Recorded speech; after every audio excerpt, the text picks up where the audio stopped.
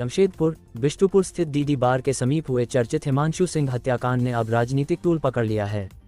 शनिवार को भारतीय जनता पार्टी भाजपा के प्रदेश अध्यक्ष आदित्य साहू ने आदित्यपुर स्थित मृतक के आवास पहुंचकर शोकाकुल परिजनों से मुलाकात की और उन्हें सांत्वना दी।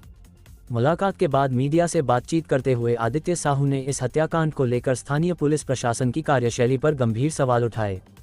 उन्होंने आरोप लगाया कि पुलिस की लापरवाही के कारण ये घटना हुई और पूरे मामले की उच्च स्तरीय एवं निष्पक्ष जांच कराए जाने की मांग की। भाजपा प्रदेश अध्यक्ष ने कहा कि यदि जांच में किसी भी पुलिसकर्मी की भूमिका या लापरवाही सामने आती है तो संबंधित दोषी पुलिसकर्मियों के खिलाफ तत्काल प्राथमिकी दर्ज कर सख्त कानूनी कार्रवाई की जानी चाहिए। उन्होंने कहा कि दोषियों को किसी भी हाल में बख्शा नहीं जाना चाहिए और पीड़ित परिवार को जल्द न्याय मिलना चाहिए। इस दौरान भाजपा के कई स्थानीय नेता और कार्यकर्ता भी मौजूद रहे।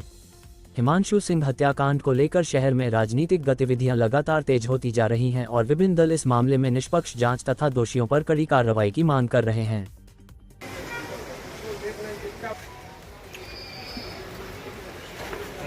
देखिए, पहले हम सबों का कर्तव्य बनता है।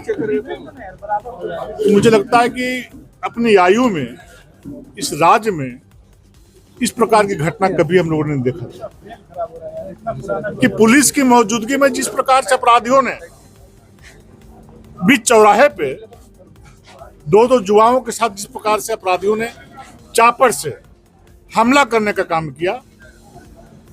हमारे युवा जान बचाने का पुलिस की गाड़ी में घुसते हैं, अपराधी वहां भी घुस का प्लान करते हैं और घसीट कर निकाल करके पटक करके चापड़ से काटने का काम करते, हत्या करने की काम करते हैं।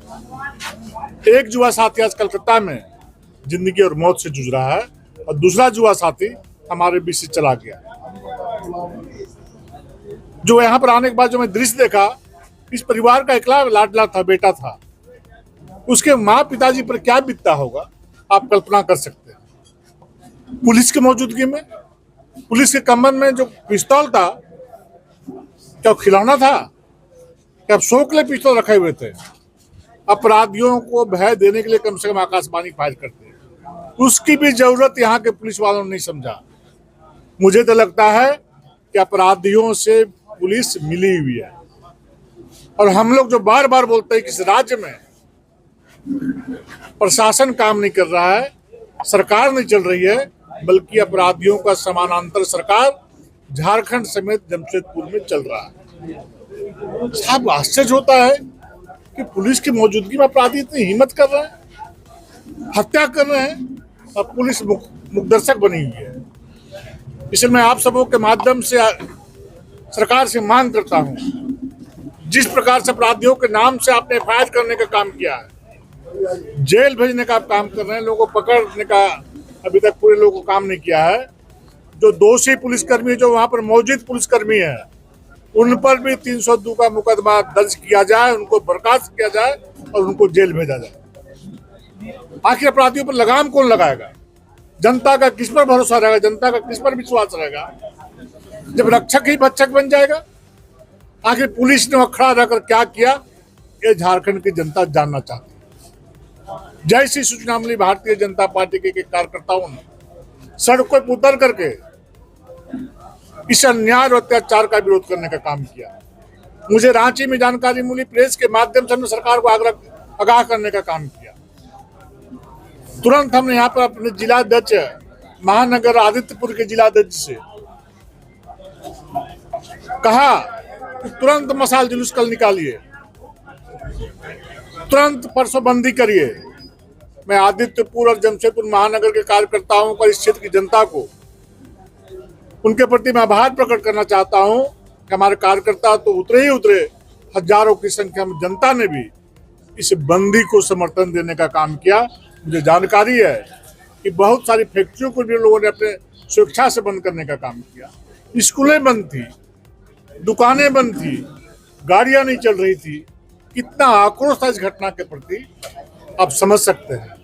मैं आप सबों के माध्यम से सरकार को आगाह करना चाहता हूं, अभी जमशेदपुर ठप हुआ है, वैसे दोषी पुलिसकर्मी को 302 की धारा लगा करके जेल भेजने का काम करें, उनको बर्खास्त करने का काम करें और उनको सजा दिलाने का काम करें। थोड़ी सी भी कोताही हुई तो भारतीय जनता पार्टी आज जमशेदपुर बंद हुआ है, कल झारखंड भी बंद करेगी। झारखंड को बंद कर इसको रोक नहीं सकता है।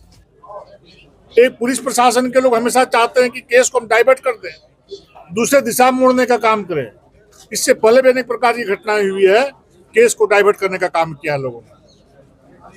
उन घटनाओं के बारे में भारतीय जनता पार्टी के हमारे कार्यकर्ताओं ने सड़कों पर उतर करके आंदोलन किया, और आज भी जमशेदपुर में लोगों के समर्थन से जमशेदपुर को पूर्णतः बीते कल को इस प्रकार से ठप किया है, मैं उनके प्रति आभार प्रकट करता हूँ। सीबीआई जांच की बात निश्चित रूप से हमने कहा यहाँ पर आप PIL करिए हाई कोर्ट में, और हाई कोर्ट ही न्याय दे सकता है।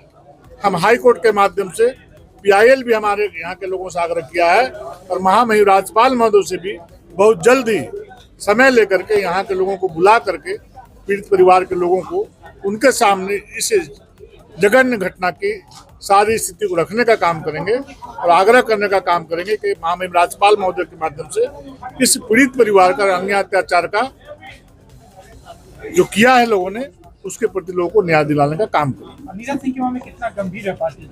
लेकिन नीरज सिंह जी के बारे में जैसे उनका नाम आया, हमने स्वतः संज्ञान लेकर के पूरा पेपर हमारे पदाधिकारियों ने मंगाने का काम किया बार का, और लीगल टीम जो हम वकीलों का है, 4 वकील बैठे, और उस लीगल टीम के सामने उनके बार का सारे कागजात देने का काम। सभी वकीलों ने कहा कि बार के कागजात में कहीं कोई त्रुटि नहीं है, बिल्कुल कानूनन तौर पर वो सही है। ये लाइसेंस कौन दिया, किसकी सरकार ने दिया, क्यों नहीं दिया? अगर दिया है, गलत बार चल रहा था तो आपने बंद करने का काम क्यों नहीं किया? किसने रोका था सरकार को? और यदि आप सोचिए, यदि आपके घर के अंदर कोई अपराधी जाता है, जब कोई भी आदमी जाता है और बाहर में जाकर अपराध करता है, तो क्या घर वाले दोषी हो जाएंगे?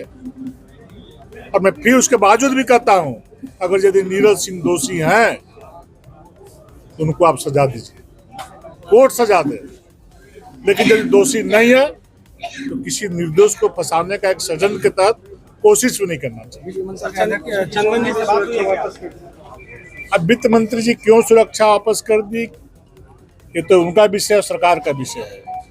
लेकिन मुझे लगता है कि आज के दिन में सरकार से न कोई मंत्री खुश है न विधायक खुश है। जिस प्रकार से सरकार की कार्यशैली है, जनता तो खुश नहीं है। अब उनके माननीय मंत्री यदि सुरक्षा वापस कर रहे हैं तो आने वाले समय में बताएगा कि माननीय मंत्री जी इस प्रकार की सुरक्षा वापस करके जनता के आंखों में धूल झोंकने का काम कर रहे हैं, और फिर यदि सुरक्षा लेने का काम करते हैं तो ये स्पष्ट हो जाता है किसी स्वार्थ में आकर के, किसी अपेक्षा की पूर्ति के लिए उन्होंने नाटक करने का काम किया है।